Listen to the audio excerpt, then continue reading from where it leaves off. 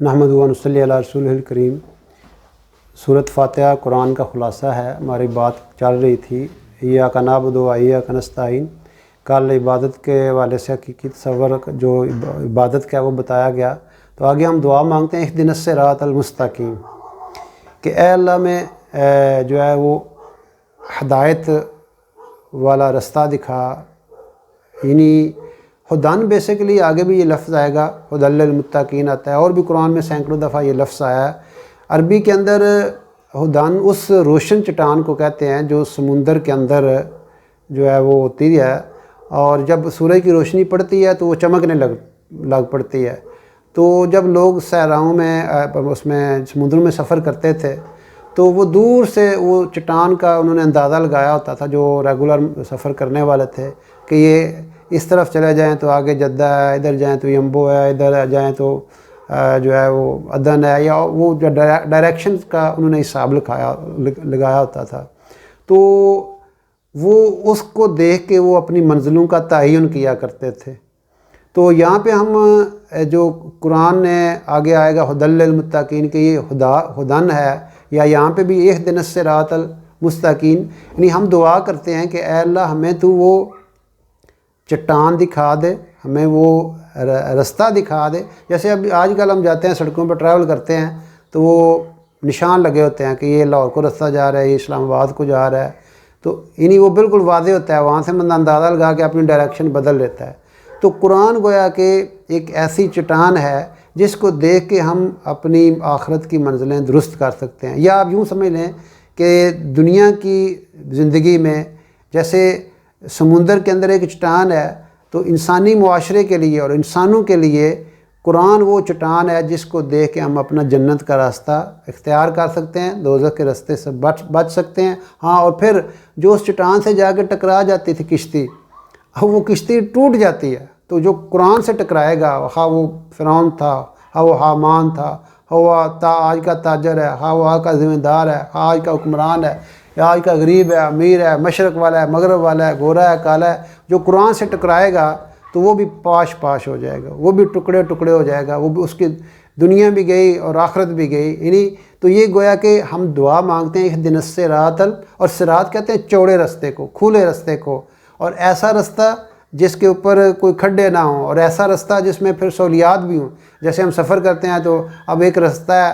وہ رستہ تو اچھا ہے لیکن اس پہ پیٹرول پمپ ہی نہیں ہے، اس پہ سہولیات ہی نہیں ہے، تو بندہ پیٹرول ختم ہو گیا تو اڑ گیا، غریب اتنے ہی بیٹھا رہے گا۔ تو یہ ہم دعا مانگتے ہیں کہ یا اللہ ہمیں تو وہ رستہ دکھا، جیسے آج کل موٹر ویز ہیں، ان پہ ساری فیسلٹیز ہیں، اب لوگ اسی رستے پہ چل رہے ہیں، اسی موٹر وے کو اختیار کرتے ہیں بجائے اس کے کہ کھڈوں والے رستے پہ چلا جائے۔ تو یہاں پہ ہم دعا کرتے ہیں نماز کے اندر کہ اہدنا الصراط المستقیم،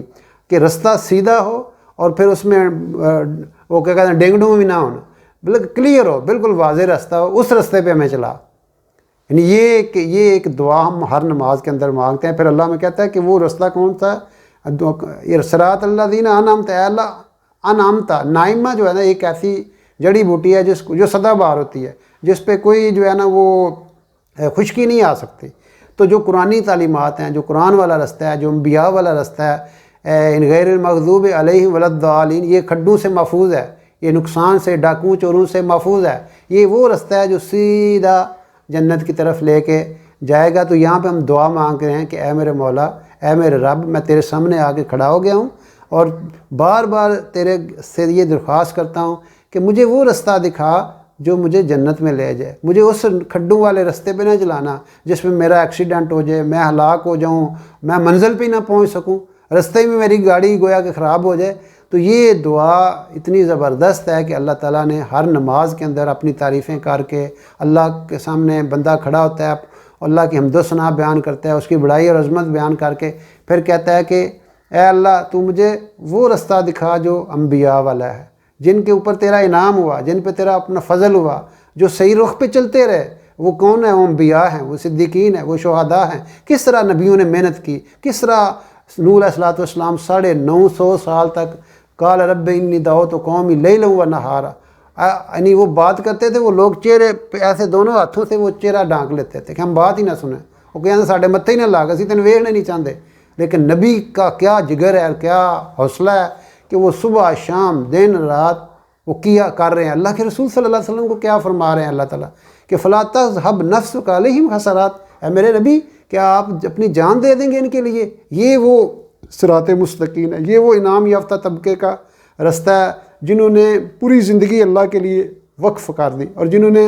دن رات صدیقین ہیں، شہداء ہیں اور صالحین، یہ وہ سارے لوگ ہیں جنہوں نے اللہ کی طرف بلایا بھی اور دین کے لیے گھر بار بھی چھوڑا۔ یہ کامن چاروں طبقات میں یہ چیز کامن ملتی ہے کہ ان سب نے دین کے لیے ہجرت بھی کی اور دین کی طرف لوگوں کو بلا۔ اللہ کے رسول صلی اللہ علیہ وسلم کس طرح، یعنی ابو جہل کہہ رہا ہے کہ آپ مہربانی کر کے میرے پاس نہ آیا کریں، میں قیامت کے دن گواہی دے دوں گا کہ آپ نے اپنا حق ادا کر دیا۔ صبح نکلتے آپ علیہ الصلوۃ والسلام اور جا رہے ہیں، خیموں میں جا رہے ہیں، کبھی اس کے پاس جا رہے ہیں، کبھی اس کے پاس جا رہے ہیں، اور ان کو جا کے اللہ کی طرف بلا رہے ہیں، اور اللہ اپنے محبوب علیہ السلام سے کہہ رہے کہ اے میرے نبی کیا آپ ان کی خاطر اپنی جان ہی دے دیں گے؟ تو یہ ہم ہر نماز کے اندر گویا کہ مانگتے ہیں، اور یہ اللہ نے اس دعوت کے محنت میں یہ ایک چیز انسان کے اندر پیدا ہو جاتی ہے۔ جب بندہ اللہ کی راہوں میں نکلتا ہے تو اللہ اس کو وہ طلب اور وہ ایک تڑپ اس کے اندر آ جاتی ہے کہ کیسے انسانیت دوزخ کی آگ سے بچ جائے۔ یہی مولانا الیاس نے جو دعوت کا کام شروع کیا، یہی ایک تڑپ امت کے اندر پیدا کی، اور ان کے اندر بھی یہی تڑپ تھی۔ اور وہ بعض علماء کہتے تھے یہ علم کی توہین ہے کہ آپ ڈاکوؤں کے پاس جا رہے ہیں، چوروں کے پاس جا رہے ہیں، اور جہلوں کے پاس جا رہے ہیں، اور چنگڑوں کے پاس جا رہے ہیں، اور بستیوں میں جا رہے ہیں۔ تو ان کا کہ میں اس توہین میں اپنی عزت محسوس کرتا ہوں کہ جس طرح انبیاء علیہ الصلوۃ والسلام کے اندر ایک تڑپ تھی، کس طرح وہ لوگوں کے پاس جاتے تھے اور یہ پرواہ ہی نہیں کرتے تھے کہ لوگ کیا کہیں گے۔ اور وہ اللہ کے رسول صلی اللہ علیہ وسلم جب طائف گئے تو کیا اینڈ پہ دعا کریں، اے اللہ میں اپنے ہیلے کی کمزوری کا اظہار تجھ سے کرتا ہوں، اے اللہ اگر تو مجھ سے راضی نہیں ہے نا تو مجھے کسی کی پرواہ نہیں، اے اللہ تو مجھے کس کے حوالے کرتا ہے؟ ایسا جو منہ یعنی اپنا چہرہ جو ہے کرخت کر لیتا ہے میرے لیے۔ یعنی یہ ایک طلب تھی، اور یہ ایک تھرسٹ تھی، اور یہ ایک غم تھا انبیاء کا، اور یہی ہم سورۃ فاتحہ کے اندر ہر نماز کے اندر مانگتے ہیں، اے اللہ ہمیں یہود و نصارہ کے رستے پہ نہ چلا، ہمیں انبیاء کے رستے پہ چلا جو انعام یافتہ طبقہ ہے، اور وہ طبقوں پہ پیچھے نہ ہم جائیں جو ہمیشہ کے لیے نقصان میں چلے گئے، جو جن کے کفر پہ اور جن کے نقصان پہ اور جن کی ناکامی کا قرآن نے سینکڑوں دفعہ ذکر کیا ہے۔ تو اللہ رب العزت ہمیں سورۃ فاتحہ کو سمجھنے کی اور اس پہ مضامین جو ہیں اس پہ عمل کرنے کی توفیق عطا فرمائے، اور حقیقی جو اس کا مفہوم ہے ہمارے ذہنوں میں اور دلوں پہ کلیئر کر دے۔